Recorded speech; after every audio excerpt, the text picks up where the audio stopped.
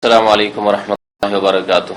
إن الحمد لله نحمده ونستعينه ونستغفره ونعوذ بالله من شرور أنفسنا ومن سيئات أعمالنا من يهده الله فلا مضل له ومن يضلله فلا هادي له وأشهد أن لا إله إلا الله وحده لا شريك له وأشهد أن محمدا عبده ورسوله صلى الله تعالى عليه وعلى آله وصحبه وسلم تسليما كثيرا. يا أيها الذين آمنوا اتقوا الله حق تقاته ولا تموتن إلا وأنتم مسلمون.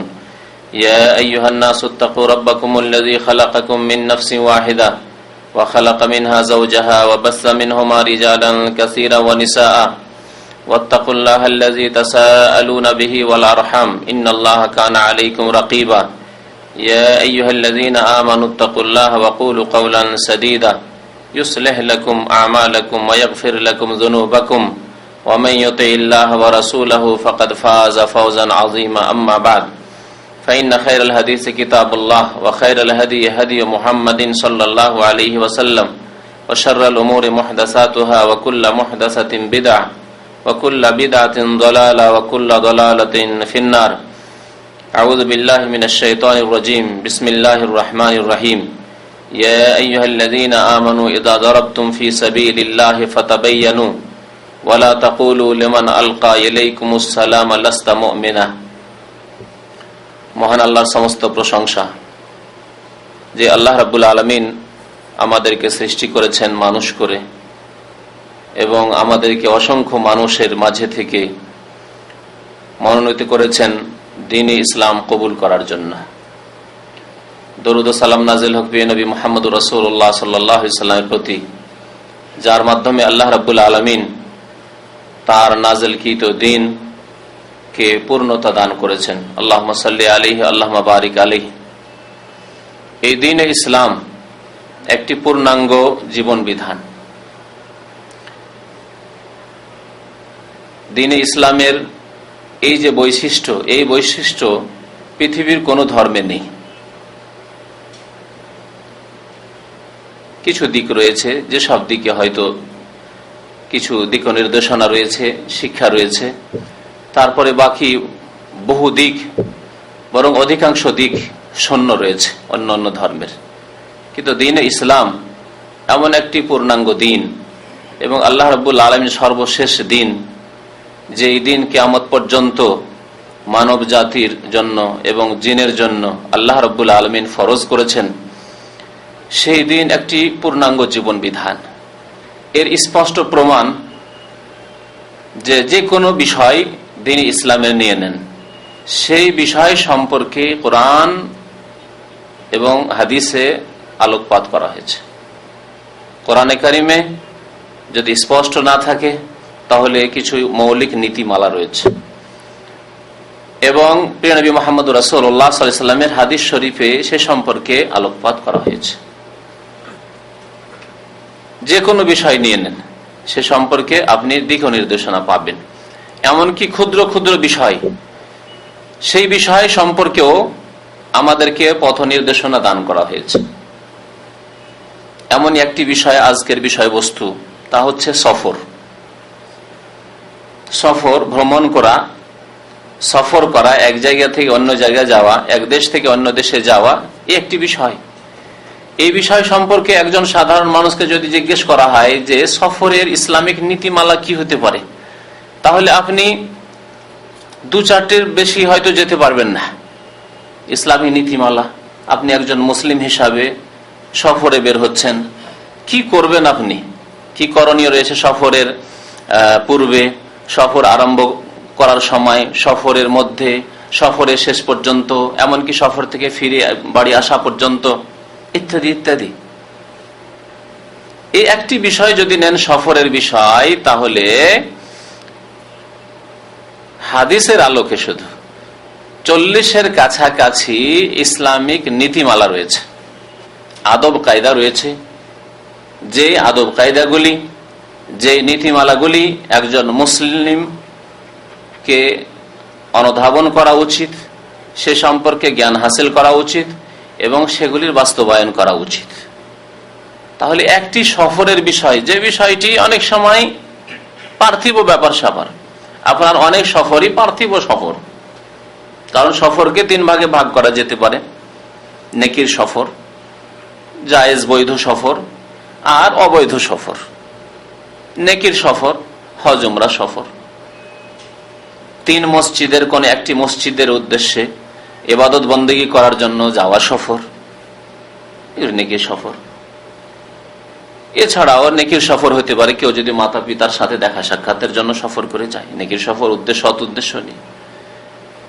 স্ত্রী ছেলে মেয়েদের হক আদায় করার জন্য যদি যায় সফর করে, বা তাদের জন্য রুজি রোজগার করার জন্য বিদেশে যদি যায় তাদেরকে ছেড়ে, এগুলিও নেকির অন্তর্ভুক্ত হতে পারে, কিন্তু এগুলিতে নেকির নিয়ত থাকতে হবে, নেকির উদ্দেশ্য থাকতে হবে, নিয়ত থাকতে হবে। এছাড়া জায়েজ সফর, যেগুলি জায়েজ, শরীয়তে বাধা বিপত্তি নেই, নিষেধ নেই, সেই ধরনের আপনার সফর, ভ্রমণের সফর, পৃথিবীর বিভিন্ন জায়গা যেখানে আপনার ফিতনার আশঙ্কা নেই, পাপের আশঙ্কা নেই, সেসব সফর বৈধ সফর। আর এমন জায়গার সফর, এমন উদ্দেশ্যের সফর যেখানে গিয়ে গুনাহ হবে, পাপ হবে, বা গুনাহ হওয়ার আশঙ্কা রয়েছে, আপনার দিনের ক্ষেত্রে, ধর্মের ক্ষেত্রে ফিতনার আশঙ্কা রয়েছে, এই ধরনের সফর হচ্ছে নিষিদ্ধ সফর। যেমন কাফের দেশের ভ্রমণ, উদ্দেশ্যবিহীন, শরীয়তি উদ্দেশ্যবিহীন, যেই দেশে গেলে ফিতনার আশঙ্কা রয়েছে, চরিত্র নষ্ট হওয়ার আশঙ্কা রয়েছে, যেই দেশে গেলে আপনার ইমান, আমল, নামাজ নষ্ট হওয়ার আশঙ্কা রয়েছে, ইত্যাদি ইত্যাদি। বা পাপের উদ্দেশ্যে কেউ সফর করছে, জেনা ব্যভিচার ইত্যাদির জন্য সফর করছে, দেশে হয়তো মাদক দ্রব্য পায় না, মাদক দ্রব্য সেখানে গিয়ে ব্যবহার করার জন্য সফর করছে, ইত্যাদি। এগুলি হচ্ছে হারাম সফর। এই সফরের একটি বিষয়, এই বিষয় সম্পর্কে 40-এর কাছাকাছি ইসলামিক নীতিমালা রয়েছে। আজকে সময় অল্প হলেও সেগুলি খুব সংক্ষেপে আপনাদের সামনে পেশ করব। একজন মানুষ যখন সফর করবেন, তখন তাকে প্রথমে কি করা উচিত? জাহিলিয়াতের যুগে, অর্থাৎ প্রিয় নবী মুহাম্মদ রাসূলুল্লাহ সাল্লাল্লাহু আলাইহি সাল্লামের নবুয়ত প্রাপ্তির পূর্বে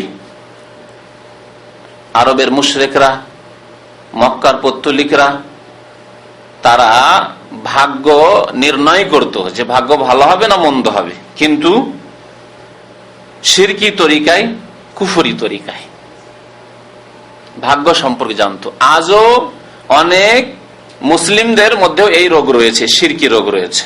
কোন জায়গায় যাবে, কোন সফর করবে, তখন গণকের কাছে চলে গেল হাত দেখাতে, বা তার ভাগ্যের কথা জিজ্ঞাসা করতে, যে আচ্ছা আমি এই তো সফর করতে চাইছি, বা এই চাকরিতে যেতে চাইছি, বিদেশের উদ্দেশ্য করেছি, আমার ভাগ্যটা কেমন হবে। এইরকম শিরকি আকীদা আমল এখনো অনেক নামধারী মুসলিমদের মধ্যে রয়েছে, অমুসলিমদের কথা তো ছেড়ে দেন। তো জাহিলিয়াতের যুগে এইরকমই গণকদের কাছেও যেত, আর ভাগ্য নির্ধারণ করত বিভিন্ন তরিকায়। তার মধ্যে পাখিকে উড়িয়ে দিত, আর তাদের ভ্রান্ত ধারণা যদি ডান দিকে উড়ে যায় তাহলে ভাগ্য ভালো, সফর করা শুভ হবে, আর যদি বাম দিকে উড়ে যায় তাহলে সফর খুব খারাপ হয়ে যাবে, তখন যেত না। এইরকমই তাদের বেশ কিছু তীর রাখা থাকতো, তীরের থলেতে তীর রাখা থাকতো, তীরগুলিকে বের করতো। কোন তীরে লেখা থাকতো হ্যাঁ, কোন তীরে লেখা থাকতো না, কোন তীরে লেখা থাকতো লাবাস, অসুবিধা নেই। তীরগুলিকে না দেখে বের করতো লটারির মতো করে। যদি দেখা হ্যাঁ, তাহলে ঠিক আছে, যাওয়া যাবে, সফরে যাওয়া যাবে। ইস্তিকসাম, আল্লাহ রাব্বুল কোরআনে কারীমে ওয়ান তাস্তাকসিমু বিল আজলাম, তোমরা তীর দ্বারা ভাগ্য নির্ণয় করবে, এই কথা আল্লাহ রাব্বুল কোরআনে উল্লেখ করেছেন। কিসের সাথে? মূর্তি পূজার সাথে, মদের সাথে, জুয়ার সাথে। জি, এগুলিকে হারাম করা হয়েছে। বিভিন্ন হারাম বস্তুর সাথে আল্লাহ রাব্বুল আলামিন এগুলিকে উল্লেখ করেছেন। তো জাহিলিয়াতের যুগে এইভাবে নিজের ভাগ্য সম্পর্কে, যেটি হচ্ছে পর্দার আড়ালে, মানুষের ভাগ্য, ভবিষ্যৎ, আগামীকালকে কি হবে কিছু জানেন না, 1 ঘন্টা পরে কি হবে তা জানেন না আপনি, তাহলে এই যে বন্ধ বক্স, এই যে আপনার ভাগ্যের বক্সে আল্লাহ রাব্বুল আলামিন কি রেখেছেন, এ সম্পর্কে জানার জন্য তারা শিরকি কুফরি তরিকা অবলম্বন করত। প্রিয় নবী মুহাম্মদ রাসূলুল্লাহ সাল্লাল্লাহু আলাইহি ওয়াসাল্লাম যখন দ্বীনে ইসলাম নিয়ে মহান আল্লাহর পক্ষ থেকে নবুয়ত রিসালাত প্রাপ্ত হয়ে আসলেন, তখন তাদেরকে উত্তম বিকল্প দিলেন। শিরক কুফরি ছেড়ে দিয়ে এমন একটি উত্তম বিকল্প দিলেন যা হচ্ছে আল্লাহর একত্ববাদ তাওহীদ, আর যা হচ্ছে আল্লাহর উপর তাওয়াক্কুল, ভরসা, আস্থা ভরসা, যা হচ্ছে আল্লাহকে একক মনে করা এবং আল্লাহর শরণাপন্ন হওয়া। আর তার নাম হচ্ছে ইস্তিখারা। ইস্তিখারা মানে কল্যাণ কামনা করা, খায়ের চাওয়া, মঙ্গল কামনা করা। ইস্তিখারা করার তরিকা শিখালো ইসলাম। নবী মুহাম্মদ রাসূলুল্লাহ সাল্লাল্লাহু আলাইহি ওয়াসাল্লাম বলে, ইযা হাম্মা আহাদুকুম বিল আমর, সহিহ বুখারী শরীফের হাদিস, যখন তোমাদের কেউ কোনো কাজের উদ্দেশ্য করবে, তার মধ্যে একটি সফর, যে কোনো কাজের উদ্দেশ্য, সফরের উদ্দেশ্য করেছেন, চাকরি করব না, ব্যবসা করব না উদ্দেশ্য করেছেন, বিয়ে শাদী করার উদ্দেশ্য করেছেন, চাকরি ছাড়বো না উদ্দেশ্য করেছেন, ইস্তফা দেব না উদ্দেশ্য করছেন, যে কোনো একটি কাজের আপনি নিয়ত করেন, উদ্দেশ্য করেন, ভবিষ্যতে করব এই কাজটি, যে কাজটি আপনার জন্য গুরুত্বপূর্ণ বিষয়, তাহলে আল্লাহর কাছে ইস্তিখারা করা, অর্থাৎ কল্যাণ কামনা করুন। আপনি ফালিয়াসাল্লি রাকাতাইন গায়রাল ফারিদা, ফরজ নামাজ ছাড়া 2 রাকাত নফল নামাজ পড়েন। আপনি 2 রাকাত নফল নামাজ পড়েন। সুম্মা লিয়াকুল, তারপরে ইস্তিখারার দোয়া পড়েন। যেই দোয়াতে রয়েছে বললাম একত্ববাদ, আল্লাহর উপর আস্থা ভরসা, আল্লাহর শরণাপন্ন হওয়া, আল্লাহর কাছে আল্লাহকে কায়মনে ডাকা যে আল্লাহ যদি মঙ্গল থাকে তা আমাকে দাও, ব্যবস্থা করে দাও, আল্লাহ যদি আমার অমঙ্গল থাকে তাহলে আল্লাহ তা থেকে আমাকে বাঁচিয়ে নাও, এই কাজ থেকে আমাকে দূরে সরিয়ে দাও। প্রিয় নবী মুহাম্মদ রাসূলুল্লাহ সাল্লাল্লাহু আলাইহি ওয়াসাল্লাম সেই দোয়া শিখিয়েছেন। সুতরাং আমাদের জীবনে কত যে ভবিষ্যতের কাজ করতে আছি, কত রকমের কাজ করতে আছি, প্রত্যেক মুসলিমের এই ইস্তিখারার দোয়া মুখস্থ থাকা উচিত। নবী করিম সাল্লাল্লাহু আলাইহি ওয়াসাল্লাম ইস্তিখারার দোয়া এই তাকিদের সাথে শিখাইতেন যেইভাবে শিখাতেন কোরআনের সূরা। ইস্তিখারা ওইভাবে শিখাতেন যেমন কামা ইউআল্লিমুনা সূরাতা মিনাল কোরআন, কোরআনের সূরা যেমন শেখাতেন। তাহলে আপনি সূরা নাস, ফালাক, আপনি ছোট ছোট সূরাগুলি যে আমপারার মুখস্থ করেছেন যেই গুরুত্ব সহকারে, সেই গুরুত্ব সহকারে আপনাকে আমাকে ইস্তিখারার দোয়া মুখস্থ করা উচিত। আল্লাহুম্মা ইন্নী আস্তাখিরুকা বিইলমিকা ওয়া আস্তাকদিরুকা বিকুদরাতিকা ওয়া আসআলুকা মিন ফাদলিকাল আযীম ফাইন্নাকা তাকদিরু ওয়া লা আকদিরু। আল্লাহ তুমি সক্ষম, আমি অক্ষম, একেবারে অসহায় আপনি আল্লাহ রাব্বুল দরবারে। আল্লাহর কাছে যখন এইভাবে আপনি দরখাস্ত করবেন না, আপনার ভবিষ্যৎকে আল্লাহ উজ্জ্বল করবেন না? অবশ্যই। ফাইন্নাকা তাকদিরু ওয়া লা আকদিরু ওয়া তা'লামু ওয়া লা আ'লাম, আল্লাহ তুমি ভালো জানো, আমি জানি না আল্লাহ কি হবে না হবে, তবে আমি একটা সিদ্ধান্ত নিচ্ছি, আল্লাহ উদ্দেশ্য করেছি তোমার কাছে এর বরকত চাই, কল্যাণ চাই। ওয়া তা'লামু ওয়া লা আ'লাম ইন্নাকা আনতা আল্লামুল গুয়ুব, আল্লাহ তুমি গায়বের সম্পর্কে জ্ঞানী, মহাজ্ঞানী তুমি আল্লাহ। আল্লাহুম্মা ইন কুনতা তা'লামু আন্না হাযাল আমরা খায়রুন লি, আল্লাহ তুমি যদি জানো যে এই কাজটিতে আমার মঙ্গল রয়েছে, কল্যাণ রয়েছে, ফি দীনি ওয়া মাআশি, আমার ধর্মীয় ক্ষেত্রে, আমার ইহ জীবনের ক্ষেত্রে, রুজি রোজগারের ক্ষেত্রে, ওয়া আকিবাতি আমরি, আমার কাজের পরিণতির ক্ষেত্রে। সুবহানাল্লাহ, কত ব্যাপকতা রয়েছে নবী করিম সাল্লাল্লাহু আলাইহি ওয়াসাল্লামের এই দোয়ায়। ফি আজিলি আমরি ওয়া আজিলিহি, বর্তমানে অথবা ভবিষ্যতে, ফাআকদিরহু ওয়া ইয়াসসিরহু লি সুম্মা বারিক লি ফিহি, আল্লাহ তাহলে সেটি আমার ভাগ্যে নিয়ে এসে দাও এবং সেটিকে সহজ করে দাও এবং তাতে বরকত দাও। ওয়াইন কুনতা তা'লামু আন্না হাযাল আমরা শাররুন লি, আল্লাহ যদি জানো তুমি যে এতে অকল্যাণ রয়েছে আমার জন্য, অনিষ্ট রয়েছে, তাহলে ফি দীনি ওয়া মাআশি ওয়া আকিবাতি আমরি, তাহলে ফাসরিফু আন্নি, আল্লাহ আমাকে সেখান থেকে ফিরিয়ে দাও, এই কাজ থেকে ফিরিয়ে দাও, এই উদ্দেশ্য যে করেছি তাতে ফিরিয়ে দাও। ওয়াসরিফনি আনহু, আর এই কাজটিকে আমার থেকে দূরে সরিয়ে দাও। ওয়াকদুর লিল খায়রা হাইসু কানা সুম্মা আরদিনি বিহি, আর যেখানে আমার জন্য মঙ্গল কল্যাণ রয়েছে তার ব্যবস্থা করে দাও, আর আমার উপর ওয়ারদিনি বিহি, আমাকে তার দ্বারা রাজি করে দাও, সন্তুষ্ট করে দাও, যা তুমি ভাগ্যে রেখেছো আল্লাহ তার উপর আমাকে সন্তুষ্ট হওয়ার তৌফিক দান করো। ইস্তিখারার দোয়া, অধিকাংশ মুসলিমদের ইস্তিখারার দোয়া মুখস্থ নেই। যারা এখানে দিন শিখছেন তাহলে তাদেরকে কতটুকু গুরুত্ব দেওয়া উচিত, যেমন নবী করিম সাল্লাল্লাহু আলাইহি ওয়াসাল্লাম সাহাবায়ে কেরামদেরকে শিখিয়েছেন। তাহলে প্রথম কাজ হচ্ছে সফরের আদবের ক্ষেত্রে যে আল্লাহর কাছে কল্যাণ কামনা করা, যে আল্লাহ এই সফরে আমি নিয়ত করেছি সফরের, আল্লাহ তুমি এর কল্যাণ থাকলে তৌফিক দাও, আর যদি এতে অকল্যাণ থাকে তাহলে এর থেকে আমাকে ফিরিয়ে দাও। সফরের আদব হচ্ছে সফর শুরু করার পূর্বে দোয়াগুলি পড়া। এই দোয়াগুলি নবী করিম সাল্লাল্লাহু আলাইহি ওয়াসাল্লাম যেভাবে পড়েছেন সেভাবে পড়তে হবে। নবী করিম সাল্লাল্লাহু আলাইহি ওয়াসাল্লাম যখন সফর শুরু করার জন্য যানবাহনে পাদানিতে পা দিতেন, পাদানি বুঝেন তো না? হ্যাঁ, টমটমে চেপেছেন না ঘোড়ার গাড়িতে, তো ঘোড়ার গাড়িতে আবার জানেন যে পা দেওয়ার জায়গাটি থাকে, এই পাদানি বলে। তো পাদানিতে যখন পা দিতে, উঁট তো উঁচা জানোয়ার, উঁচা পশু, তো উঁটের উপরে চাপতে হলে পাদানি থাকতো তাতে। তো পাদানিতে যখন পা দিতেন, রিকাব বলা হয় আরবিতে, তখন নবী করিম সাল্লাল্লাহু আলাইহি ওয়াসাল্লাম বলতেন বিসমিল্লাহ, তারপরে বলতেন পিঠের উপর বসে গিয়ে বলতেন আলহামদুলিল্লাহ। পিঠের উপর যখন বসে গেলেন বলতেন আলহামদুলিল্লাহ। তারপরে বলতেন যানবাহনের দোয়া, সুবহানাল্লাযী সাখখারা লানা হাযা ওয়া মা কুন্না লাহু মুকরিনিন ওয়া ইন্না ইলা রাব্বিনা লামুনকালিবুন। অন্য হাদিসে রয়েছে আরেকটি কথা, যেটাও খেয়াল রাখতে হবে। বিসমিল্লাহ বলতেন, আলহামদুলিল্লাহ বলতেন, তারপরে 3 বার তাকবীর বলতেন, আল্লাহু আকবার আল্লাহু আকবার আল্লাহু আকবার। তাহলে এইভাবে বলা উচিত। প্রথম বিসমিল্লাহ, পাদানিতে পা দিয়ে, তারপর পিঠের উপর বসে গিয়ে বা যানবাহনে, আপনি আজকালকার যানবাহনে আপনি সিটে বসে গেলেন, বসে গিয়ে বলুন আপনি আলহামদুলিল্লাহ যে আল্লাহ আপনাকে এই যানবাহনে বসার তৌফিক দিয়েছেন। অনেকে অক্ষম, ধরেও বসালো বসে থাকতে পারবে না। তারপরে আল্লাহু আকবার আল্লাহু আকবার আল্লাহু আকবার, আল্লাহ মহান 3 বার বলেন। তারপরে এই দোয়া পড়েন, সুবহানাল্লাযী সাখখারা লানা হাযা, মহান আল্লাহ সে আল্লাহ পাক ও জাত, তিনি পাক ও পবিত্র, তার তাসবিহ পবিত্রতা ঘোষণা করছি। আল্লাযী সাখখারা লানা হাযা, যিনি আমার জন্য এই যানবাহনকে অনুগত করে দিয়েছেন।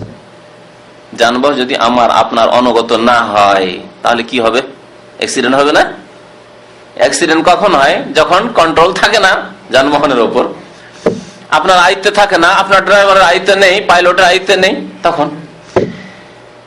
ওয়া মা কুন্না লাহু মুকরিনিন, আমার ক্ষমতা ছিল না আমার অধীনে করার। এই যানবাহনকে আমি যে আমার অধীনে করে নেবো এই ক্ষমতা আমার ছিল না। এই ক্ষমতা কে দিয়েছেন? আল্লাহ রাব্বুল আলামিন। ওয়া ইন্না ইলা রাব্বিনা লামুনকালিবুন, তবে নিঃসন্দেহে একদিন আল্লাহর কাছে ফিরে যেতেই হবে। আজকে যানবাহনে চড়ে যদিও গন্তব্য স্থানে পৌঁছে যায়, যতই নিরাপদ থাকে, একদিন মরতে হবে না? হবে না? যে কোনো অবস্থায় মরতে হবে। কেউ বেঁচে থাকার জন্য আসেনি। ওয়া ইন্না ইলা রাব্বিনা লামুনকালিবুন, এই কথার অঙ্গীকার। যতই আপনি যানবাহনের দামি দামি যানবাহনের মালিক হয়ে যান না কেন আপনি, কিন্তু একদিন আল্লাহর কাছে যেতে হবে সবকিছু ছেড়ে। ওয়া ইন্না ইলা রাব্বিনা লামুনকালিবুন। আমাদের দেশে যে রোগটি রয়েছে এই প্রসঙ্গে বলা প্রয়োজন, তা হচ্ছে যে আমাদের দেশে অধিকাংশ মানুষ, সাধারণ থেকে এক শ্রেণীর মৌলভী হুজুর গুলো, এই যানবাহনের দোয়া পড়তে জানে না। কোরআনে কারীমের আয়াত কি পড়ে? জলজাহাজে, পানি জাহাজে বা পানি পথে যে সাওয়ারি রয়েছে সেই সাওয়ারিতে চাপার দোয়া পড়ে। হ্যাঁ, নূহ আলাইহিস সালাম যে পড়েছিলেন বিসমিল্লাহে মাজরিহা ওয়া মুরসাহা ইন্না রাব্বি লাগাফুরুর রহিম, এটি যখন পানি পথে আপনি সফর করবেন তখনকার দোয়া এটি।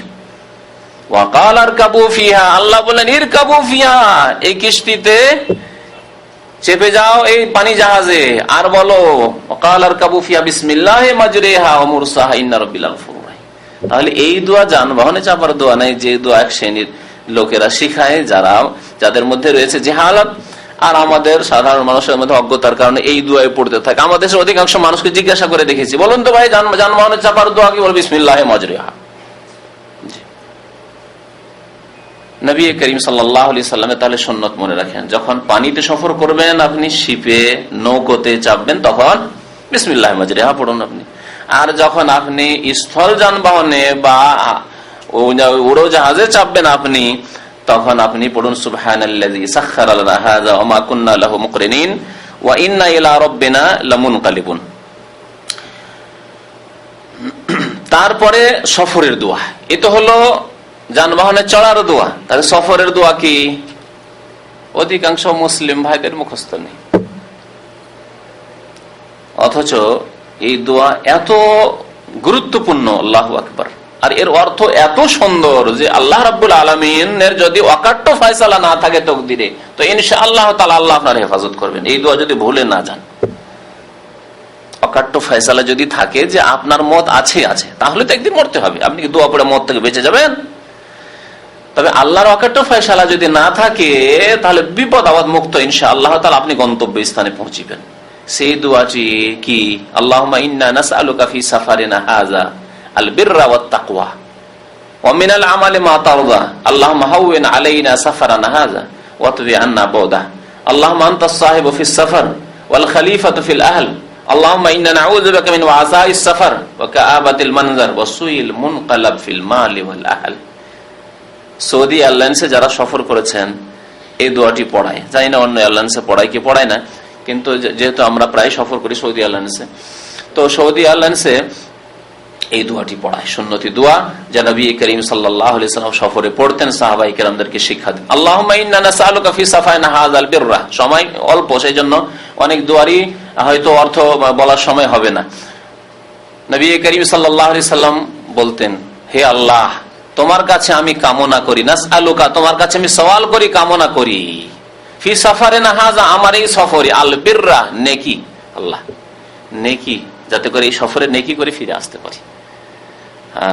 যাচ্ছেন কাফের দেশে নেকি করার জন্য, কাউকে গিয়ে দাওয়াত দিবেন, ইসলামের দাওয়াত দেবেন, বীরের কাজে যাচ্ছেন, পয়সার পয়সা, যদিও মদের দোকানে চাকরি পায়, মদের হোটেলে, যদিও শোরের গোস্ত পরিবেশন করতে হয়, তারপরে পয়সা হলেই হলো, ডলার আর পাউন্ডস হলেই হলো।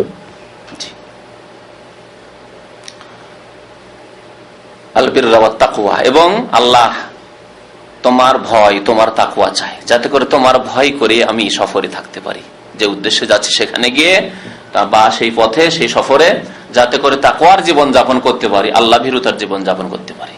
ওয়া মিনাল আমালি মা তারদা, আল্লাহ এমন আমল তোমার কাছে কামনা করি যাতে তুমি রাজি হয়ে যাও, যাতে রাজি হয়ে যাও। এই সফরে এমন কোনো কাজ না হয়, আমার দ্বারা আমল না হয়, যাতে তুমি অসন্তুষ্ট হয়ে যাও, এমনটা যেন না হয়। মিনাল আমালি মা তারদা। আল্লাহ মাহউবিন আলাইনা সাফারানা হাযা, আল্লাহ আমার এই সফরকে তুমি সহজ করে দাও, সফরকে আমার সহজ করে দাও। ওয়াতুবি আন্না বুদা, আল্লাহ আমার এই ডিসটেন্সকে, দূরত্বকে তুমি সংকুচিত করে দাও, দূরত্বকে সংকুচিত করে দাও। দূরত্ব সংকুচিত করে কেমন? ডিসটেন্স কম হয়ে যাবে নাকি? হ্যাঁ, কিন্তু ক্লান্তি হবে না, মেহনত হবে না, আপনি ভেঙে পড়বেন না, আপনি সহজে আরামের সাথে পৌঁছে যাবেন। আপনি চিন্তা করুন, আপনার সফরে আল্লাহ না করে এমন না হয় যে দুর্ঘটনা তো হলো না, বেঁচে গেলেন, কিন্তু আপনার যানবাহনের যান্ত্রিক গোলযোগের কারণে আপনাকে কোথায় 10 ঘন্টা 20 ঘন্টা আপনাকে পড়ে থাকে, এয়ারপোর্টে পড়ে থাকতে হলো, হোটেলও পেলেন না, খাবারও পেলেন না, টাকাও নেই পকেটে, তাহলে কি অবস্থা হইতে পারে বলুন দেখি? অতবে আন্না বোধ, এই হচ্ছে দূরত্বকে সংকুচিত করে দেওয়া। অতবে আন্না বোধা। আল্লাহ আনতাস সাহিব ফিস সাফার, হে আল্লাহ তুমি আমার সফরের সাথী।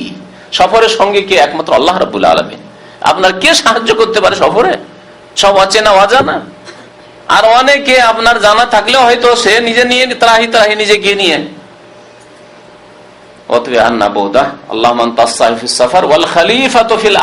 আল্লাহ পেছনে যে আমার পরিবার পরিজন ছেলে মেয়ে সবাইকে ছেড়ে এলাম, তাদের তুমি খলিফা, তাদের তুমি দেখাশোনার মালিক আল্লাহ রাব্বুল আলামিন।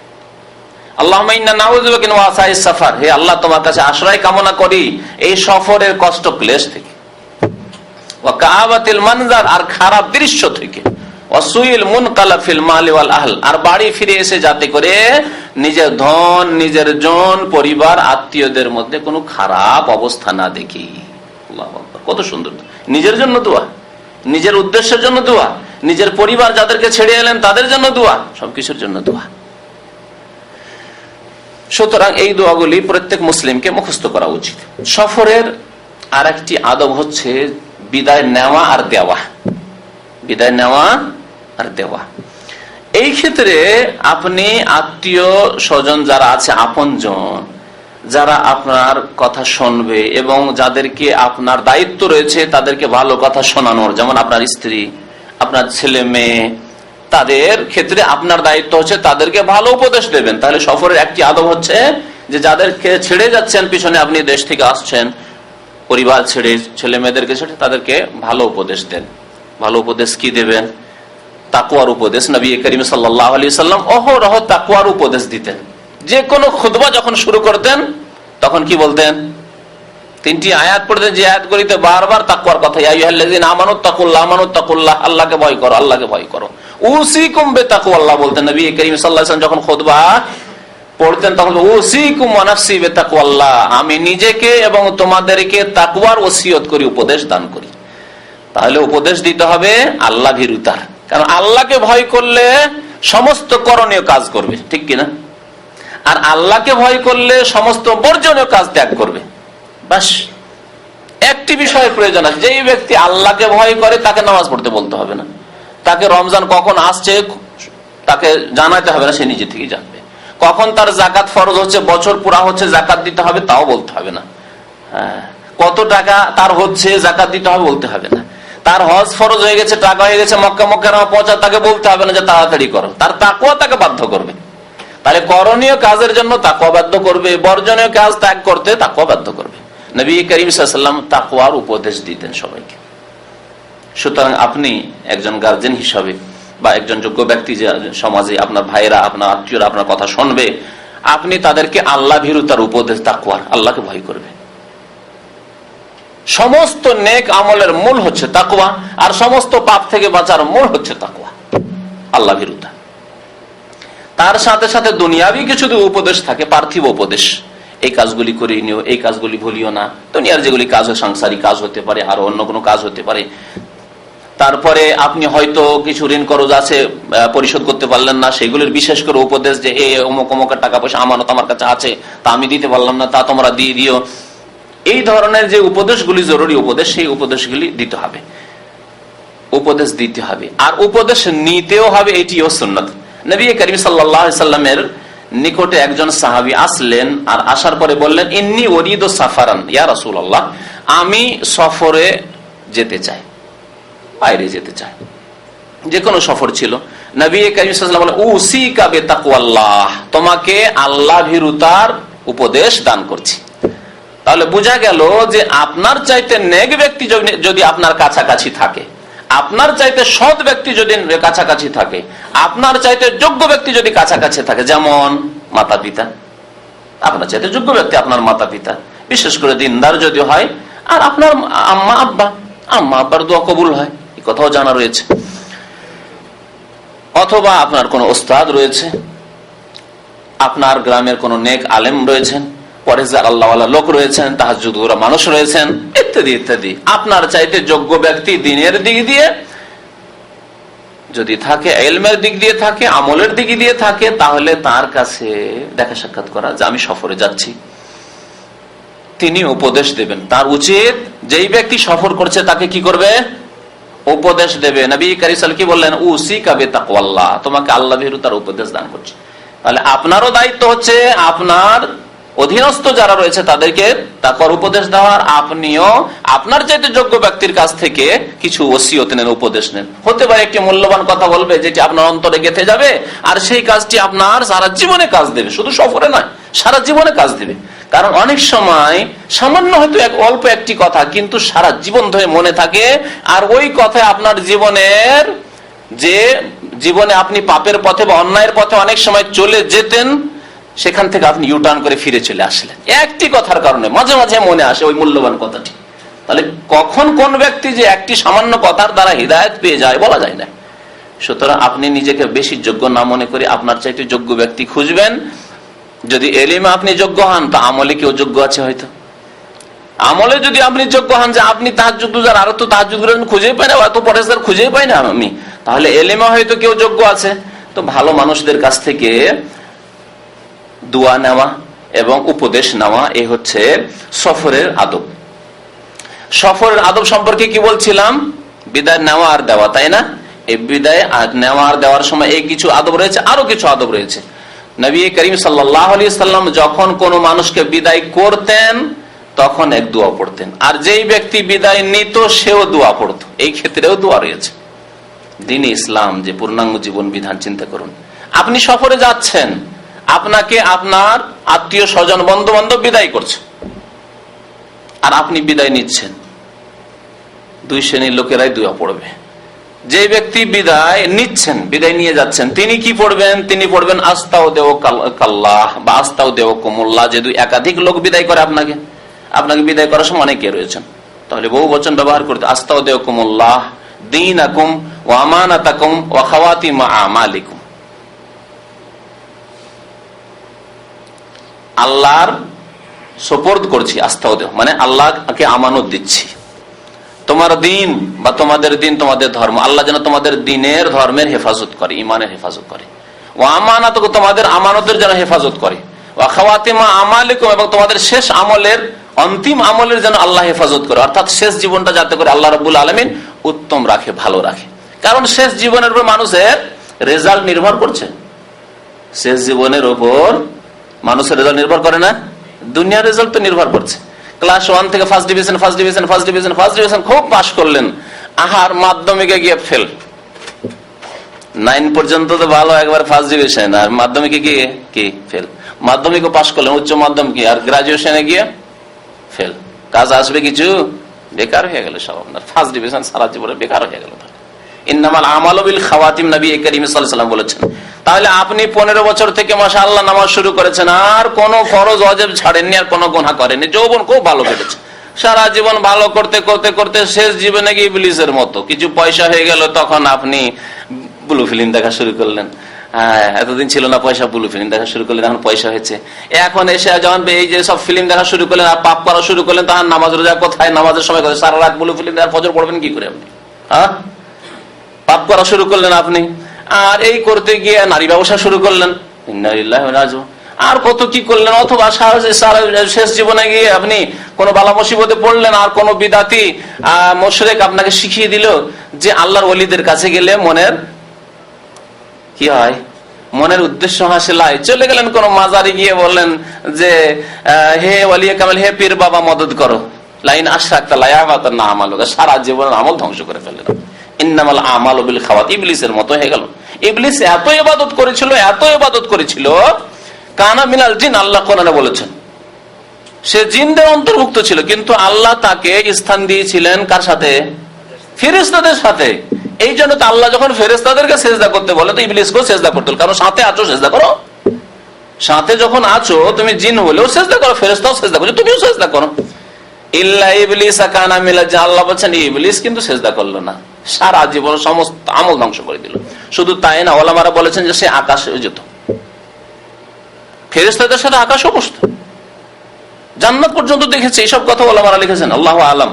তো তারপরে এমন বিতাড়িত হইল দেখা জান্নাত থেকে আর আকাশ থেকে, আল্লাহর রহমত থেকে, যে কিয়ামত পর্যন্ত ওয়াইন্না আলাইকা লানাতি ইলা ইয়াউমিদ্দিন, আল্লাহ কোরআনে বলছেন হে ইবলিস তোমার উপর আমার অভিশাপ, লানত, রহমত থেকে তুমি বঞ্চিত, ইলা ইয়াউমিদ্দিন, কিয়ামত পর্যন্ত, কিয়ামত পর্যন্ত।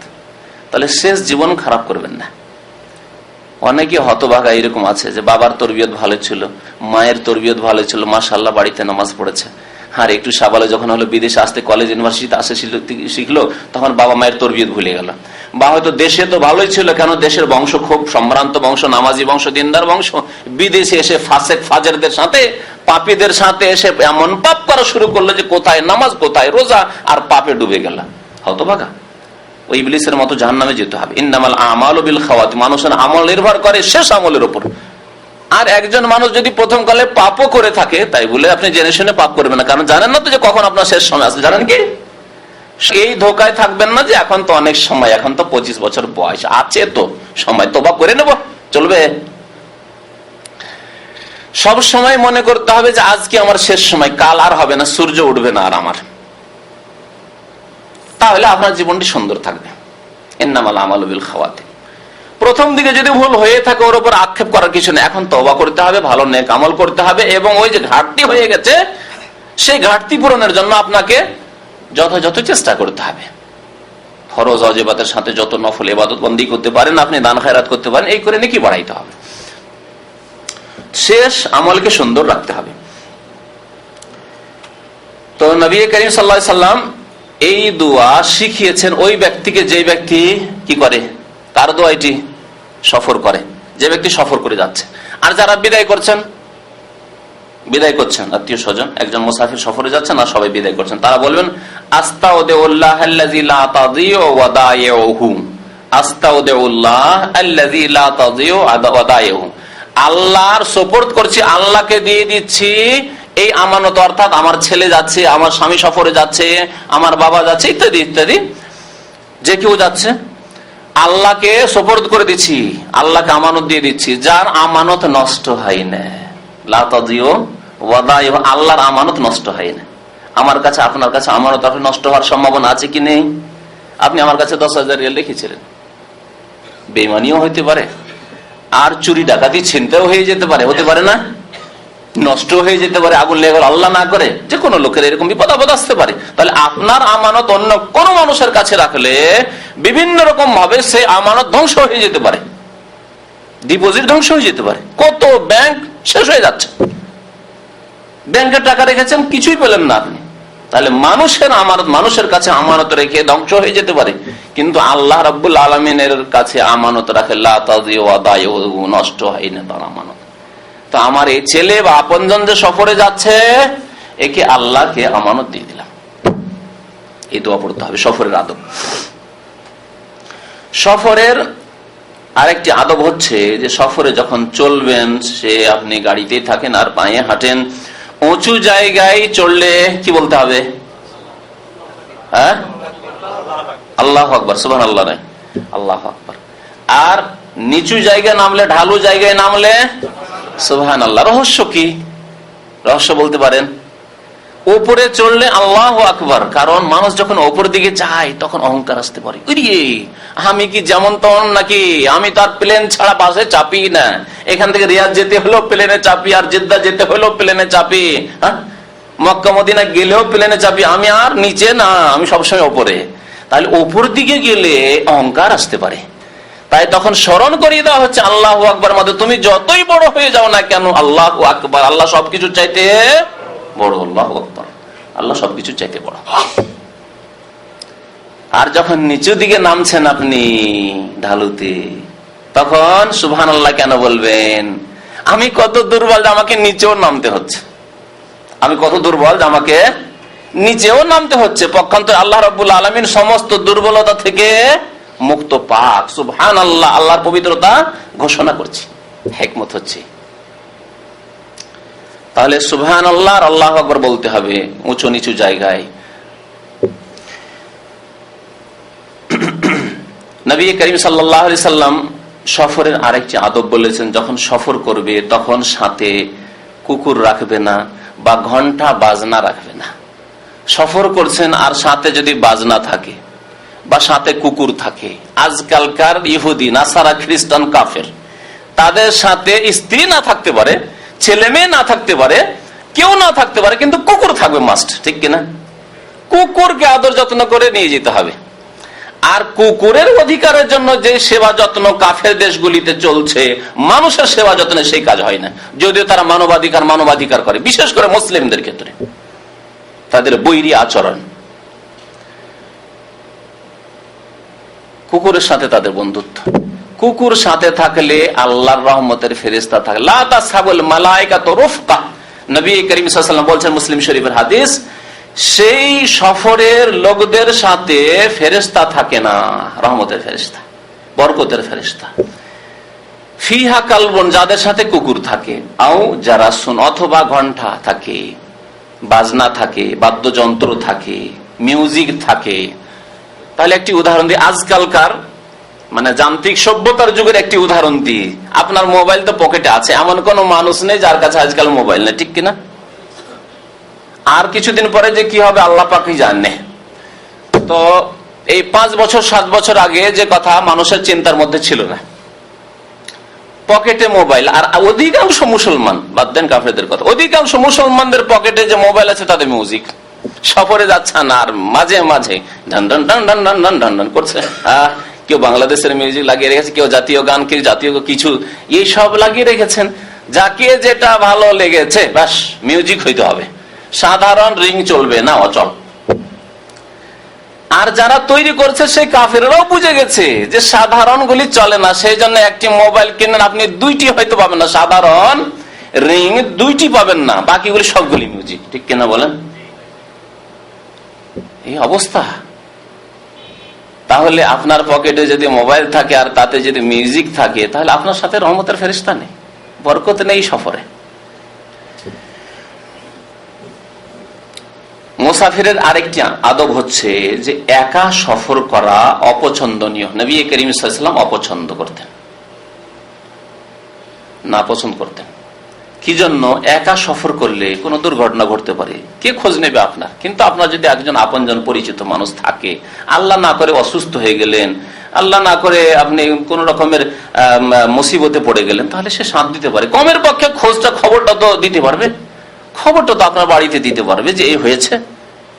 না হলে আপনি গেলেন সফরে আর আত্মীয় স্বজন জানতেই পারলো না যে আমার ছেলে হাইরে কোথায় যে থাকলো, কি যে হলো, কি অবস্থা, যে একটু যদি জানতে পারতাম, আরে মারাই গেল তাও জানতে পারতাম যে কিভাবে মরলো, কিছুই জানতে পারবে না। আর একা সফর করলে বিপদ আপদ বেশি আসতে পারে, স্বাভাবিক। নবী করিম সাল্লাল্লাহু আলাইহি ওয়াসাল্লাম একা সফর করাকে অপছন্দ করেছেন, সে যেই যুগই হোক না কেন।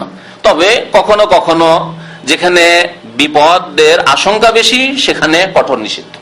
যেখানে একা সফর করলে বিপদের আশঙ্কা বেশি, রাস্তায় রাহাজানি হচ্ছে, রাস্তায় খুন হচ্ছে, বিপদ আপদ বেশি, তাহলে একা অবশ্যই সফর করা যাবে না।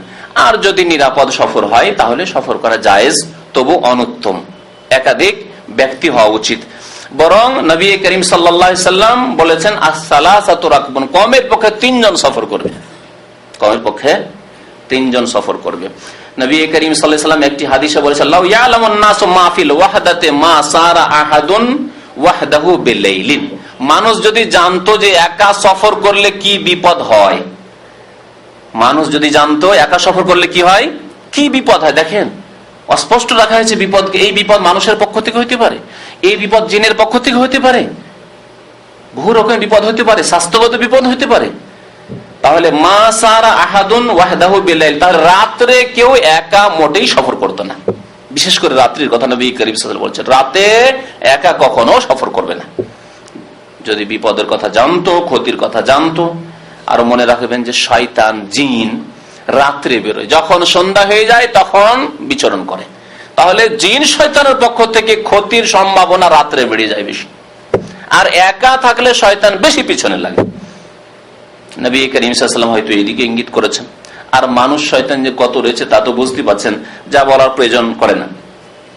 নবী করিম সাল্লাল্লাহু আলাইহি ওয়াসাল্লাম 2 জন সফর করাকে অপছন্দ করেছেন, এমনকি তাই একটি হাদিস আরো বলেছেন যে আর রাকিবু শায়তানুন ওয়ার রাকিবানে শায়তানানে ওয়াস সালাসাতু রাকবুন, একজন যদি সওয়ার করে সে শয়তান, অর্থাৎ শয়তান তার সাথ দিয়ে দেয়, শয়তান তাকে গ্রাস করার চেষ্টা করে, তার ক্ষতি সাধনের চেষ্টা করে। ওর রাকেবারে শয়তানানে, 2 জন যদি সওয়ারি সফর করে তাহলে শয়তান তাদের সাথে থাকে, সাহস করে, 2 জনের সাথেও শয়তান সাহস করে থাকে। ওয়াস সালাসাতু রাকবুন, 3 জন হয়ে গেলে আর শয়তান তখন সাহস করে না। আর যদি যে দোয়াগুলি বললাম সেগুলি পড়ে যদি ঠিকভাবে আপনি সফর করেন তাহলে শয়তান 3 জনের কাছে চান্স পায় না। তাহলে 3 জন কমের পক্ষে হওয়া উচিত সফরে, হজের সফরই হোক আর উমরা সফরই হোক, ভালো সাথী খুঁজে নেন। সফরের ক্ষেত্রে আরেকটি আদব মনে রাখবেন এখানে, যে সফরে যে সঙ্গীদেরকে নেবেন সেই সঙ্গীগুলি নেক সঙ্গী, সৎ সঙ্গী হইতে হবে। এটি হচ্ছে সফরের একটি আদব। কারণ খারাপ সঙ্গী আর ভালো সঙ্গীর একটি উপমা দিয়েছেন নবী করিম সাল্লাল্লাহু আলাইহি ওয়াসাল্লাম। বলতে পারেন কি উপমা? হ্যাঁ, ভালো সঙ্গীর উদাহরণ হচ্ছে যে আতর বিক্রেতা আতরের দোকানে যে বসলেন, আপনি আতরের দোকানে যদি বসেন আর নাও কেনেন তো এক একটু করে দিতে দিতে অনেক কিছু হয়ে যাবে, তাই না? হ্যাঁ, গোটা শরীর একবারে সুগন্ধি হয়ে যাবে। আর আতরের দোকানে না বসে যদি আপনি কামারশালায় বসেন, কামারশালা বুঝেন তো না? হ্যাঁ, কামারের দোকানে গিয়ে যেখানে কামারশালা আছে বসেন, তাহলে কি হবে? কিছুক্ষণ পরে জামা কাপড় দেখবেন সব কালো হয়ে গেছে। হ্যাঁ, কালি পড়ে জামা কাপড়, শরীর, চেহারা, দাড়ি সব কালো হয়ে গেছে। নবী এই উদাহরণ দিয়েছেন। সুতরাং সৎ সঙ্গী বাছাই করতে হবে। অনেকে বলেন যে খারাপ লোকে হেদায়েত করবো, হেদায়েত করার ক্ষমতা থাকবে, তাইলে তো ক্ষমতাও তো থাকতে হবে হেদায়েত করার। আপনাকে যদি সেই খারাপ লোকে হেদায়েত করে দেয় তাহলে কি করবেন? আপনি হজে গিয়েছেন আর সব আধা নামাজি বেনামাজি লোকগুলিকে নিয়ে গেছেন, আর গিয়ে শুধু গল্পই আর গল্প, দোয়া 5 মিনিট করতে বিরক্ত হয়ে যায়। আধা ঘন্টা দোয়া করা তো দূরের কথা, আরাফাতে আর 3 ঘন্টা 4 ঘন্টা 5 ঘন্টা আপনার জোহর আসর একসাথে পড়ে মাগরিব পর্যন্ত দোয়া করা তো দূরেরই কথা। দেখেছি এরকম লোকদেরকে যারা 5 মিনিট দোয়া করেন তারপরে বিরক্ত, তারপরে দুনিয়ার গল্প গুজব, আর এদিক সেদিক তাকায়, এই মহিলা এইদিক দিয়ে যাচ্ছে ওইদিকে তাকাচ্ছে, এই অবস্থা। আবার বেরিয়ে গেল রাস্তায় ঘোরাঘুরি, আর সময় কাটে না তাদের। তাহলে এইরকম লোকদের সাথে সফর করে কোন নেকিটা আপনি করবেন, যাদেরকে হেদায়েত করতে পারছেন না বরং আপনাকেই গুমরাহের দিকে হেদায়েত করে দিল। হ্যাঁ, সুতরাং ভালো সাথীদের সাথে, আপনার সাথে ভালো সাথী খুঁজেন, না হলে কমের পক্ষে আপনার মতো ভালো সাথী খুঁজেন, যাতে করে আপনার গাফিলতির সময় আপনার গাফিলতি দূর করে, আপনার অলসতার সময় অলসতা দূর করে, এবং আপনি ভুলে গেলে স্মরণ করিয়ে দেয়। অনেক কথা আছে ভালো আপনি জানেন, তারপরে আপনি ওই দোয়াগুলি ভুলে গেছেন, হয়তো ওই ইবাদতগুলি ভুলে গেছেন, হয়তো ওই জিকির আজকারগুলি ভুলে গেছেন, হয়তো ভালো লোকেরা স্মরণ করিয়ে দেবে যে এই সময়গুলিতে এই দোয়াগুলি করি। সুতরাং ভালো সাথীদের সাথে সফর করতে হবে। আর সফরের আরেকটি আদব এই ক্ষেত্রে যে 3 জন হলেই, 3 জন যদি সফরে থাকেন একজনকে কি করতে হবে? নেতা বানিয়ে দিতে, আমির বানিয়ে দিতে হবে। নবী করিম সাল্লাল্লাহু আলাইহি ওয়াসাল্লাম বলেছে, ইযা কুনতুম সালাসা, তোমরা তিনজন হলে ফালিয়াকুনা আহাদুকুম আমিরান, তোমাদের একজন আমির হয়ে যাবে। আর আমির হয়ে যাওয়ার মানে কি? ব্যাস আমির, ব্যাস আপনাদের নেতা, এই আমাদের আপনি নেতা, কিন্তু ব্যাস এতটুকু না, আর কিছু কি করতে হবে বলুন দেখি? তার আনুগত্য করতে হবে। তিনি বলবেন যে অবশ্য তার দায়িত্ব হচ্ছে আপনাদের সাথে পরামর্শ করা, আর তিনি যদি পরামর্শ নাও করেন, স্বেচ্ছাচারিতা করেন, তারপরেও তার আনুগত্য করতে হবে। কারণ আমির যখন বানিয়ে ফেলেছেন, আনুগত্য করতে হবে। এই সফর পর্যন্ত আমির, আর কত দূর যদি স্বেচ্ছাচারিতা করে, আপনাদের পরামর্শ নাও নেই, কষ্ট দেয় মাঝে মাঝে খাওয়া দাওয়ার ক্ষেত্রে, না উঠা নামার ক্ষেত্রে, গাড়ি থামা না থামার ক্ষেত্রে, ঠিক আছে, কিন্তু তার নেতৃত্ব আর কতক্ষণ? সফরে যাওয়ার আসা পর্যন্ত এতটুকু তো সফর করেন। হ্যাঁ, রাষ্ট্র নেতাদের ক্ষেত্রে কত জীবন ধরে সফর করছেন, এই 5 বছর সফর করলেন, ধৈর্য ধরলেন, তারপরে 5 বছর ধাক্কা দিয়ে আবার উল্টে এলেন, আবার 5 বছর নিয়ে আসলেন, ওই যেই কার সেই আবার নিয়ে আসলেন, আবার সফর করলে সারা জীবনে সফর করতে করতেই চলে গেল। তাহলে আপনি সফরে 2-4 দিনের জন্য সফর করতে গিয়ে একটু সফর করতে হবে না? ধৈর্য ধরতে হবে। তো নেতার আনুগত্য করতে হবে, আনুগত্যের উপরও উপকারিতা রয়েছে। আর যদি দ্বিমত করেন, সফরে যাচ্ছেন আর আমির বলছে যে এখানে থামবো, আমরা এখানে নামাজটা পড়বো, 2-1 নামাজ পড়বো, আর তারপরে এখানে আমরা খাওয়া দাওয়া করবো, আর আপনাদের একজন বলছে না না না এখন খিদে লাগেনি, এখন খাওয়া দাওয়া করবো না, আসো সামনে গিয়ে, ঝগড়া শুরু হবে কি হবে না, সম্পর্ক খারাপ হবে কি হবে না। আর সফরে মাত্র 3 জন কথা বলা, আর সেখানে যদি সম্পর্ক খারাপ হয়ে কথা বন্ধ করে দেন, একজন এইদিকে মুখ করে আরেকজন এইদিকে মুখ করে, তাহলে কি অবস্থা হবে? হ্যাঁ, কেউ কারো সহযোগিতা করবে? কর্পোরেশন থাকবে? কোনো সহযোগিতা থাকবে না। আনুগত্য ফরজ। আমিরের আনুগত্য, নেতার আনুগত্যের কথা ইসলামে এইভাবে শেখানো হয়েছে যে সফরের আমির, তারপরে তার আনুগত্য আপনাকে করতে হবে। ওলিল আমর মিনকুম, তখন সে ওলিল আমর, কোরআন ভাষা আল্লাহ রাব্বুল তাকে ওলিল আমর তখন বলেছেন, যতক্ষণ সফরে রয়েছেন।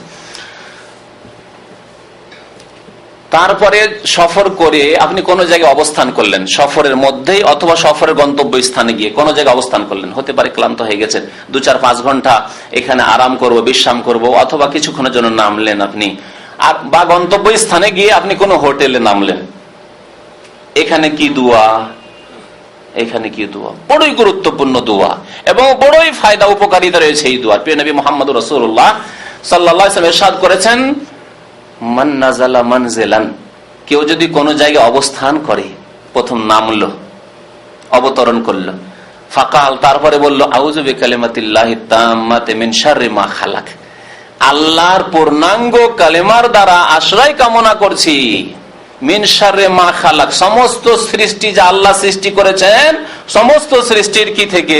অনিষ্টদের শার থেকে, সমস্ত সৃষ্টির শার থেকে। আল্লাহু আকবার, চিন্তা করুন তো দেখি এই ব্যাপক দোয়ার কথা। সমস্ত সৃষ্টির মধ্যে আপনার হোটেলের বিল্ডিংটি কিনা, গত বছরে হজের সময় হোটেল বিল্ডিং, হাজিদের এক বিল্ডিং ভেঙে পড়ে গেল, কত লোক মারা গেল। তা মিন শাররি মা খালাক, আল্লাহ যা কিছুই তুমি সৃষ্টি করেছো, সমস্ত সৃষ্টির অনিষ্ট থেকে আমি তোমার পানাহ চাই, তোমার আশ্রয় কামনা করি, তোমার আশ্রয় গ্রহণ করি। আউযু বিকালিমাতিল্লাহি তাম্মাতি মিন শাররি মা খালাক। সমস্ত সৃষ্টির মধ্যে মানুষ, সমস্ত সৃষ্টির মধ্যে জিন, সমস্ত চোর ডাকা, সমস্ত সৃষ্টির মধ্যে আপনার সাপ বিচ্ছু ইত্যাদি সব কিছু শামিল।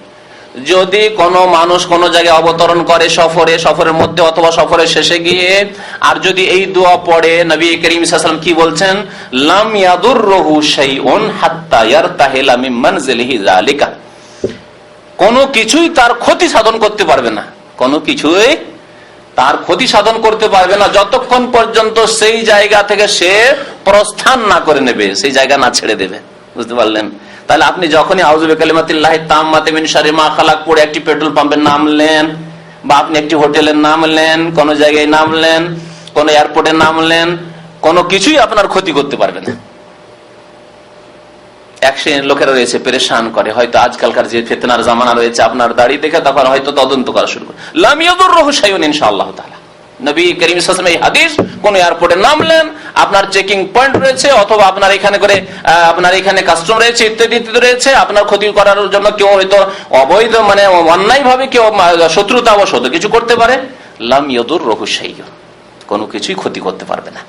ঈমান থাকতে হবে আল্লাহর প্রতি, ঈমান থাকতে হবে নবী মুহাম্মদ রাসূলুল্লাহ সাল্লাল্লাহু আলাইহি ওয়াসাল্লামের প্রতি এবং তার হাদিসের প্রতি। আউযু বিকালিমাতিল্লাহি তাম্মাতি মিন শাররি মা খালাক, বেশি মেহনতের না, এক লাইনও না, এই দোয়াগুলি অভ্যাস করে নেন। সফরের আদব, সফরের আরেকটি আদব বলি। সফরের আদব, রাস্তায় আপনি কোথাও ঘুমাবেন, বিশ্রাম করবেন, যেখানে আপনি বিশ্রাম করবেন সেই জায়গাটি কেমন হইতে হবে এই সম্পর্কে নবী কারীম সাল্লাল্লাহু আলাইহি ওয়াসাল্লাম বলছেন, ওয়াইজা আররাসতুম ফাজতানিবুত তারিক, যদি সফরে ক্লান্ত হয়ে কোথাও তোমাকে বিশ্রাম করতে হয় তো রাস্তার উপর, যেখান দিয়ে রাস্তা মানুষ চলাচল করে সেখানে তুমি শুইবে না। রাস্তায় শুইতে নিষেধ করেছেন নবী কারীম সাল্লাল্লাহু আলাইহি ওয়াসাল্লাম। বহু হিকমত রয়েছে, তার মধ্যে একটি হচ্ছে মানুষকে ডিস্টার্ব করা, মানুষ চলাচল করবে আর আপনি শুয়ে পড়েছেন রাস্তার উপর, মানুষকে কষ্ট দেওয়া। আরো একটি দিক রয়েছে, সেই রাস্তা দিয়ে জিন চলতে পারে আর আপনি, জিন এমন একটি জাতি, আপনি যদি শুয়ে থাকেন আপনার ক্ষতি সাধন করবে। আর এরকম অনেক ঘটনা শুনেছি, মসজিদের গেটের সামনে শুয়ে গেছে, অনেক ভাইদের কাছ থেকে শোনা ঘটনা বলছি। মসজিদে যারা অনেকে শয়, মসজিদে যে দরজা রয়েছে দরজার সামনে শুয়ে আছে, আর রাত্রে জিন নামাজ পড়ার জন্য এসছে, আর আসার পরে দিয়েছে তুলে এক ছাড়া একবার। কত লোকের এরকম ক্ষতি হয়েছে। জি, সুতরাং সাবধান, যেটি রাস্তা ছেড়ে দিয়ে মসজিদে শুইতে হয় প্রয়োজন, তাহলে মসজিদের সাইডে শোন আপনি, কিন্তু আপনি মসজিদের দরজার সামনে শুইবেন আপনি না, মোটেই না। তো মানুষের চলার পথে শুইতে নবী করিম সাল্লাল্লাহু আলাইহি ওয়াসাল্লাম নিষেধ করেছেন। কারণও বলেছেন ফাইন্নাহা তুরুকুদ দাওয়াব, কারণ রাস্তা দিয়ে মানুষ ছাড়া, জিন ছাড়া, দাওয়াবের কথা বলেছেন নবী সাল্লাল্লাহু আলাইহি ওয়াসাল্লাম, অর্থাৎ জানোয়ার পশু চলতে পারে, উট আসতে পারে, ঘুমিয়ে আছেন, উট এসে পাঁচা পেলে আপনার কি অবস্থা হবে? হ্যাঁ, কোন পশু হতে পারে। মাওয়াল হাওয়াম বিল্লাইল, এবং রাস্তা দিয়ে সাপ বিচ্ছু চলাচল করে রাত্রে কিন্তু মানুষের রাস্তায় সাপ বিচ্ছু চলাচল করে, আহারের জন্য আহার খুঁজতে আসে, যে মানুষ এগুলো দিয়ে চলাচল করেছে তো এখানে কিছু খাদ্য পড়ে থাকতে পারে। সুতরাং আপনি রাস্তায় শুইবেন না, নবী করিম সাল্লাল্লাহু আলাইহি ওয়াসাল্লাম নিষেধ করেছেন। সফরের আরেকটি আদব হচ্ছে যে অমুসলিম দেশে যদি সফর করতেই হয় কোনো কারণ, আপনি রাষ্ট্রদূত, তাই যে সফর করতে হবে আপনাকে, রাষ্ট্রদূত আপনাকে আপনার মুসলিম রাষ্ট্র কাফের দেশে পাঠাতে যেতে হবে।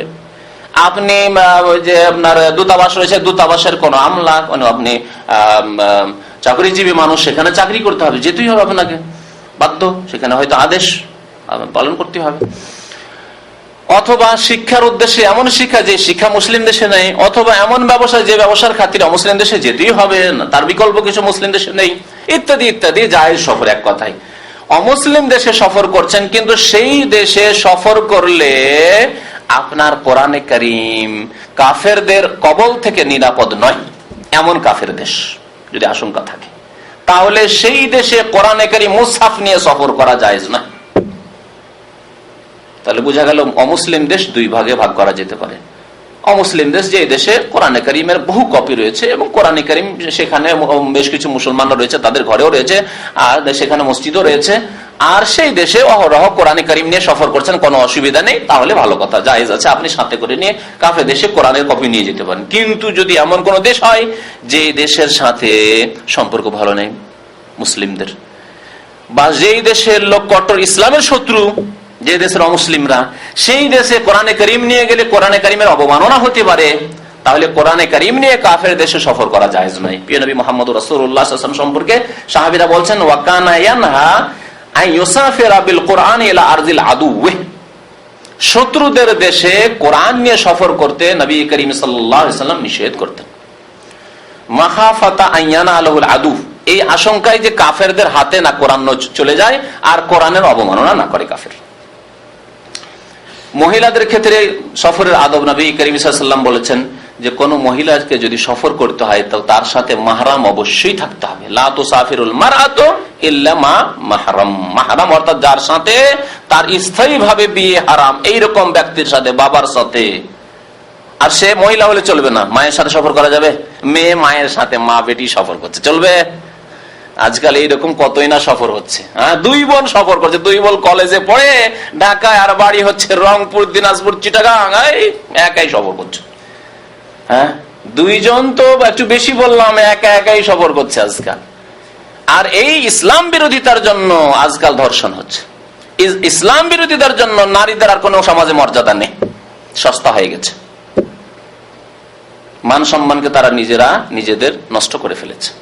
নবী করিম সাল্লাল্লাহু আলাইহি ওয়াসাল্লাম বলেছেন মাহরামের সাথে এমন সাবালক পুরুষ হতে হবে, নাবালক হলে চলবে না। যেমন ছেলে 5 বছরের ছেলে 7 বছর 10 বছর 12 বছর এখনো সাবালক ছেলে হয়নি, আর 10 বছরের ছেলেকে নিয়ে মা যাচ্ছে, আমার মাহার আমার ছেলে তো আছে 10-12 বছরের, ফর্ম ফিল আপ করতে পারে, এয়ারপোর্টে যে কাজগুলির প্রয়োজন হয় সেগুলিও করতে পারে, চলবে না? চলবে না, মাহরাম নয় যতক্ষণ সাবালক নয়। সাবালক হইতে হবে, পুরুষ হইতে হবে, মহিলা হইলে হবে না, এবং স্থায়ীভাবে তার সাথে বিবাহ শাদী হারাম হইতে হবে। তাহলে ভগ্নিপতি চলবে, দেবর চলবে, ভাসুর চলবে, এগুলি হচ্ছে ফিতনা, এগুলি হচ্ছে আমাদের সমাজের ফিতনা, যাদের তাদের সাথে স্থায়ীভাবে বিয়ে হারাম নয়। আপনার বোন মারা গেলে বিয়ে জায়েজ হয়ে যাবে, বোনকে তালাক দিয়ে দিলে বিয়ে জায়েজ হয়ে যাবে, তাই না? স্বামী তালাক দিয়ে দিলে দেবরের সাথে ভাসুরের সাথে বিয়ে জায়েজ হবে, স্বামী মারা গেছে দেবর ভাসুরের সাথে বিয়ে জায়েজ হবে, তাহলে এরা মাহরাম নয়। আর আমাদের দেশে এত কুসংস্কার আছে, স্বামীর সাথে এক শ্রেণীর লোকেরা স্বামীর সাথে নতুন নতুন বউ যদি সফর করে তো আইবের ব্যাপার, দোষের, কত নির্লজ্জ রে, বেহায়া, লজ্জা নেই, একবারে বিয়ে করে আস্তে আস্তে ঘুরে বেড়ায় স্বামীর সাথে। আর যদি দেবরের সাথে যায় কোনো ব্যাপার নাই, কোনো ব্যাপার নাই দেবরের সাথে সফর করা, কুসংস্কার, শরীয়ত বিরোধী কাজ। আর এই জন্য কত যে পাপ হচ্ছে আর কত যে দুর্ঘটনা হচ্ছে, আল্লাহু বিহি আলিম, আল্লাহ ভালো জানে। তো সফর করতে হবে মাহরামের সাথে, মাহরাম ছাড়া মহিলাদের সফর করা যাবে না। আর এইরকম কুদৃশ্য দেখেছি আমি, মহিলা একাই সফর করছে বাসে, আর তাকে নিজে ছিনিমিনি খেলা করছে কন্ডাক্টর বাসের, তার পাশে বসছে আর তার সাথে কি ছিনিমিনি করছে, আসো আসো তাকে টেনে নিয়ে মিষ্টি খাওয়াবে, জবরদস্তি আসে যাবে না, তাকে টানা আঁচড়া শুরু করেছে। আর বাসের লোকেরা সব মোসাফির, কে কি বলবে? জি হ্যাঁ, কি করে আজকালকার এই মহিলারা একাই সফর করতে এই সাহস করে? আর ধর্ষিতা হচ্ছে এই কারণে, এই যে যত ধর্ষণের ঘটনা তার পিছনে একাই সফর করা রয়েছে। কোনদিন হতে পারে না যে একজন সাবালক মাহরাম তার সাথে রয়েছে আর ধর্ষণের সাহস করবে, এইরকম সাহস কোন ব্যক্তি করতে পারবে না। নবী করিম সাল্লাল্লাহু আলাইহি ওয়াসাল্লামের নাফরমানি করলে এইরকম শাস্তি দুনিয়াতে আসবে, আর আখিরাতে তো রয়েছে। সফরের আর একটি আদব হচ্ছে যে সফর যখনই শেষ হয়ে যাবে তাড়াতাড়ি সফর শেষ করার চেষ্টা করেন, শখ করা সফর করিয়েন না আপনি। আর সফর শেষ হলে তাড়াতাড়ি বাড়ি ফিরেন, আপনি গন্তব্য স্থানে ফিরে যান। নবী করিম সাল্লাল্লাহু আলাইহি ওয়াসাল্লাম বলেছেন আস-সাফারু কিতআতুম মিনাল আযাব, সফর হচ্ছে আযাবের একটি অংশ। সুতরাং তোমাদের সফর যখন শেষ হয়ে যাবে তখন ফালিয়াজাল ইলা আহলিহি, পরিবারের কাছে তাড়াতাড়ি ফিরো, শখ করে বিদেশে থাকতে নেই, তাড়াতাড়ি করে পরিবারের কাছে ফিরতে হবে। কারণ সফরই কষ্ট, যতই আপনাকে 5 স্টার হোটেলে রাখুক তারপরে আপনি আরাম পাবেন না। আর আপনার যদি খড়ের বাড়িও থাকে সেখানে আপনি নিজের পরিবার ছেলে মেয়েদেরকে নিয়ে আরাম পাবেন। সুতরাং সফর তাড়াতাড়ি শেষ করতে হবে, যখনই কাজ শেষ সফর শেষ। সফর শেষে যখন বাড়ি ফিরবেন তখন ইসলামিক আদব হচ্ছে যে স্ত্রীকে জানিয়ে পৌঁছিতে হবে, বিশেষ করে রাত্রে আসলে। দিনে আসলে যদি না জানার ব্যবস্থা থাকে, জানাবার কোনো ব্যবস্থা নেই, তাহলে অসুবিধা নেই। কিন্তু রাত্রে আসলে নবী করিম সাল্লাল্লাহু আলাইহি ওয়াসাল্লাম স্ত্রীর কাছে রাত্রে সফর থেকে যদি দীর্ঘ 2-3 দিনের নয়, 10 দিন 20 দিনের, মাসের 2 মাসের 2 বছর পরে, তাহলে না জানিয়ে হঠাৎ করে রাত্রে গিয়ে হাজির বাড়িতে, এই কাজ করবেন না। পরিবারের কাছে, স্ত্রীর কাছে বিশেষ করে বলা হয়েছে। নবী করিম সাল্লাল্লাহু আলাইহি ওয়াসাল্লাম ইরশাদ করেছেন, সাহাবারা বলছেন নবী করিম সাল্লাল্লাহু আলাইহি ওয়াসাল্লাম নিষেধ করতেন যে কোন মানুষ রাত্রে তার পরিবারের কাছে গমন করবে সফর থেকে এসে। তাহলে আজকাল যখন জানাবার ব্যবস্থা হয়ে গেছে, টেলিফোন, মোবাইল রয়েছে, অথবা টেলিগ্রাম, যেইভাবে হোক যদি জানিয়ে দিতে পারেন যে অমুক তারিখে রাত্রে আসছি, তাহলে অসুবিধা নেই। আর যদি না জানিয়ে থাকেন তাহলে যাবেন না। নবী করিম সাল্লাল্লাহু আলাইহি ওয়াসাল্লাম যদি কাছাকাছিও মদিনার পৌঁছে যেতেন তারপরেও বাইরে অবস্থান করতেন, মদিনার বাইরে, তারপরে দিনে সকালবেলা গিয়ে মদিনা মুনাওয়ারায় প্রবেশ করতেন। এই ছিল নবী করিম সাল্লাল্লাহু আলাইহি ওয়াসাল্লামের সুন্নাত। বড় হিকমত রয়েছে, বড় হিকমত রয়েছে। কারণ স্বামী যখন নেই, স্ত্রী হয়তো সেজে নেই, শরীরে হয়তো ময়লা মাটি লেগে রয়েছে, শরীরে হয়তো দুর্গন্ধ রয়েছে, আজকে হয়তো স্বামী নেই, গোসল করেনি, হয়তো দুশ্চিন্তা রয়েছে আমার স্বামী যে কোথায় আছে, কি অবস্থায় আছে, গোসলই করেনি, আর হঠাৎ করে গিয়ে পৌঁছে গেলেন, আর যেতেই দুর্গন্ধ, ঘরে দুর্গন্ধ, ঘরকে পরিষ্কার পরিচ্ছন্ন করেনি, এই অবস্থায় হয়তো থেকে গেছে। তাহলে আপনার ঘৃণা হয়ে গিয়ে তালাক পর্যন্ত এর পরিণতি পৌঁছিতে পারে। জি, এছাড়াও সন্দেহের ব্যাপার স্যাপার, জি, শয়তান আপনার অন্তরে ওয়াসওয়াসা সৃষ্টি করতে পারে। হঠাৎ করে রাত্রে আপনি বাড়িতে পৌঁছেছেন আর একটি বিড়াল ছিল, বিড়ালটি হঠাৎ আওয়াজ করে লাফ দিয়ে পালিয়ে গেল, ভাবলেন যে কোনো পুরুষ লোক ছিল, আল্লাহ না করে যে ব্যক্তি আমার ঘরে ঢুকেছিল পালিয়ে গেল আমার আওয়াজ শুনে, বুঝতে পারলেন? এইভাবে শয়তান ধোঁকা দেয় মুসলিমকে, আর যার কারণে সারা জীবনটি আপনার অশান্তি আর অশান্তি জাহান্নামে পরিণত হয়ে গেল। সন্দেহের চোখে দেখছেন, হয়তো রাখলেন না, তালাক দিয়ে দিলেন এই সন্দেহের ভিত্তিতে, অথচ কোনো মানুষ ছিল না, বিড়াল ছিল অথবা কুকুর ছিল। আর না হলে সারা জীবন শুধু সন্দেহ নজরেই দেখতে থাকেন একটি সতী নারীকে। আল্লাহু আকবার। যার কারণে কত যে জুলুম অত্যাচার করলেন, আর কত যে অকথ্য ভাষা তাকে বললেন, ওই রাগে যে সন্দেহ ঢুকে রয়েছে, অসওয়াসা শয়তান ঢুকে দিয়েছে, যার কারণে নবী করিম সাল্লাল্লাহু আলাইহি ওয়াসাল্লাম রাত্রে যেতে নিষেধ করেছেন স্ত্রীর কাছে। সফরের এছাড়াও বহু আদব রয়েছে। নবী করিম সাল্লাল্লাহু আলাইহি ওয়াসাল্লাম যখন সফর থেকে ফিরতেন, তখন প্রথম বাচ্চাদের সাথে দেখা, নাবালক ছেলেদের সাথে দেখা সাক্ষাৎ করতেন, আদর করতেন, তাদেরকে চুমন দিতেন। ছেলে মেয়ে যারা রয়েছে, নিজের ছেলে মেয়ে, নিজের ভাইয়ের ছেলে মেয়ে, নিজের হয়তো বোনের ছেলে মেয়ে, এই নাবালক ছেলে মেয়েরা যারা রয়েছে, তাদের প্রথম আদর যত্ন করা উচিত, তাদেরকে স্নেহ করা উচিত। তারপরে আপনি আপন ঘরে ঢোকেন। এমনটা নয় যে সরাসরি গিয়ে একবারে ঘরে ঢুকে পড়লেন, আর আপনার ছেলেরা আশা থেকে গেল যে আমার আব্বা একটু আদর করবে, মেয়েরা আশায় থেকে গেল যে আব্বা কথা বলবে, আব্বার সাথে একটু কথা বলবো। আপনার হয়তো ভাগ্নিরা রয়েছে, আপনার ভাতিজা ভাতিজি রয়েছে, তারা আশাতেই থেকে গেল চাচার সাথে মামার সাথে কথা বলবো। না, সুযোগ দিলেন না, এটি করবেন না। বাচ্চাদের একটু আদর করে নেন, তারপরে আপনি নিজের ঘরে প্রবেশ করেন।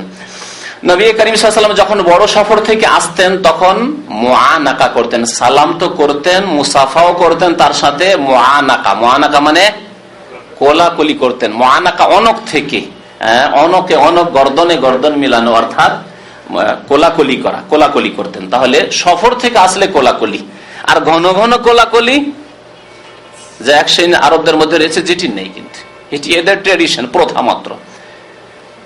প্রতিদিন হয়তো দেখা হচ্ছে, কালকেও দেখা হয়েছে, আজকেও দেখা হইলেই শুধু কোলাকুলি করতে হবে, নেই। এটা সফর থেকে আসছেন, বেশ দীর্ঘদিন পরে দেখা সাক্ষাৎ হচ্ছে, উনি যার সাথে দেখা করছেন তিনি সফর থেকে এসছেন, অথবা আপনি সফর থেকে এসছেন, তাহলে আপনি মুআনাকা করেন, এটি হচ্ছে সুন্নাত। আর নবী করিম সাল্লাল্লাহু আলাইহি ওয়াসাল্লাম এইভাবে সফর মুআনাকা করতেন।